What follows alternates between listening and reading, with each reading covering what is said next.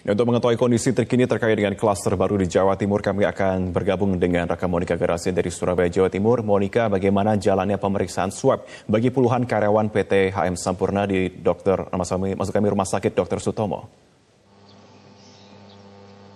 Ya Marvin dan juga pemirsa, sekitar 500 karyawan dari PT HM Sampurna saat ini tengah menjalani rapid test, di mana untuk 98 orang lainnya dinyatakan reaktif. Sementara untuk 97 saat ini tengah berada di isolasi di salah satu hotel yang ada di Surabaya. Sementara untuk 7 orang lainnya saat ini masih menjalani rawat inap di rumah sakit karena mengalami gejala klinis COVID-19.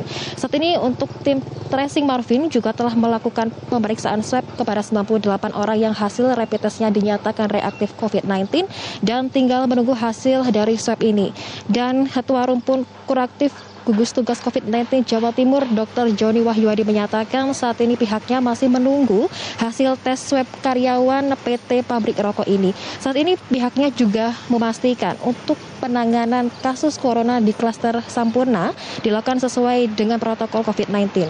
Saat ini pabrik sudah ditutup sementara dan tracing pun masih akan terus dilakukan.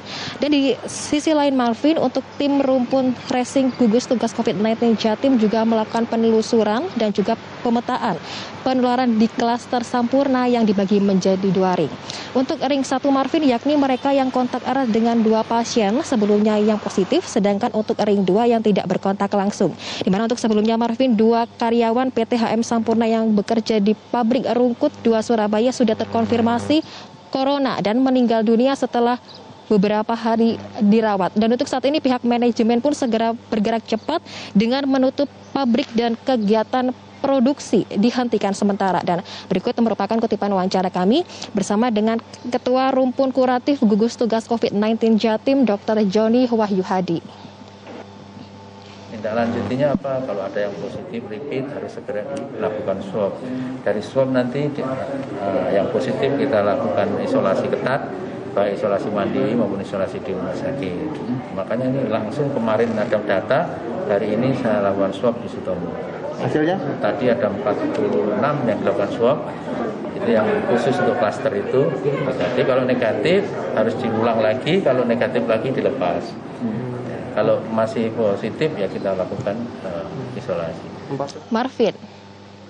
Baik Monika, lantas bagaimana dengan perkembangan terkini terkait dengan kasus COVID-19 di Jawa Timur?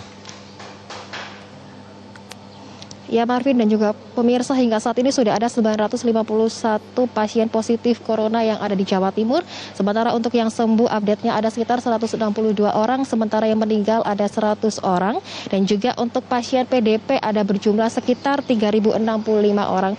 Meski saat ini tidak masuk dalam zona PSBB seperti di Surabaya, Gresik dan juga Sidoarjo, salah satunya di Kabupaten Pacitan demi memutus mata rantai penyebaran COVID-19.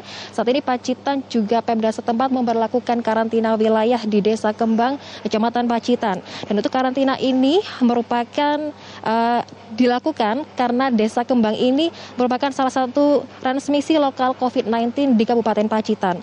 4 pasien COVID-19 yang saat ini menjalani isolasi di RSUD Dr. Darsono Pacitan merupakan warga Desa Kembang. Sementara itu rombongan Bupati Pacitan memantau langsung upaya karantina wilayah di RT 1 Desa Kembang, Kecamatan Pacitan. Memang sejak dinyatakan sebagai zona merah, untuk akses warga di desa ini lebih diperketat dengan penjagaan oleh tim gugus tugas di setiap jalur menuju desa. Dan untuk itu tidak hanya itu Marvin, untuk beberapa hari sekali sekitar wilayah ini juga dilakukan penyemprotan disinfektan.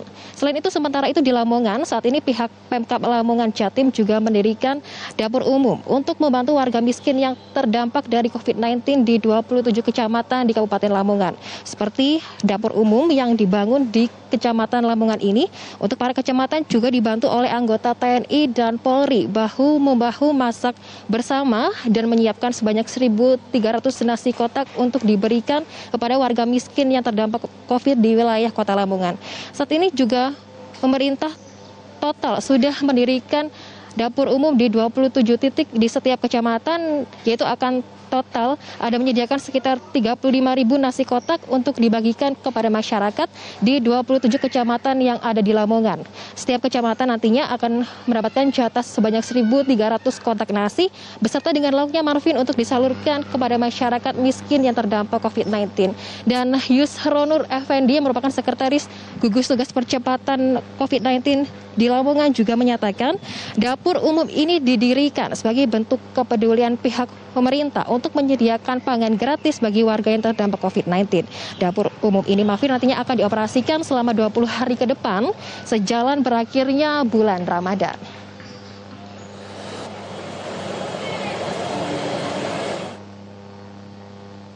Untuk sementara, Marvin, kembali ke Anda di studio. Baik, Monika Gracia, terima kasih untuk informasi perkembangan Anda.